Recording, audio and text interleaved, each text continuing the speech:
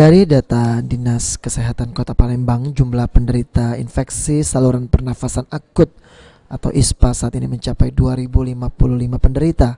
Jumlah ini meningkat jika dibandingkan dengan tahun lalu. Kepala Dinas Kesehatan Kota Palembang, Dr. Letizia, menjelaskan pihak Dinkes membagi penderita menjadi 3 kelas.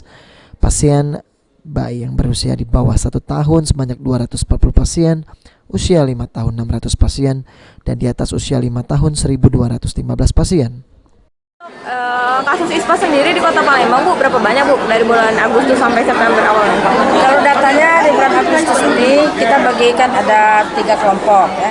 Kurang dari 1 tahun itu ada 240, kemudian 1 sampai 2 tahun ada 600, dan lebih dari 5 tahun ada 1.215.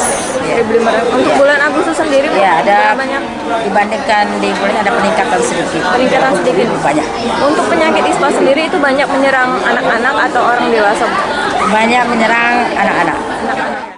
Letizia juga mengaku bahwa untuk penyakit ISPA sendiri banyak penyerang anak-anak. Oleh sebab itulah pihak Dinas Kesehatan Kota Palembang gencar untuk melakukan pembagian masker di sekolah dasar. Hingga saat ini lebih dari 1.000 masker sudah dibagikan kepada masyarakat. Terkait kabut asap ini, pihak Dinkes sudah mengirimkan surat edaran yang ditandatangani oleh Sekretaris Daerah Kota Palembang dan disebarluaskan di UPTD, kecamatan hingga sekolah setempat, menghimbau untuk menggunakan masker.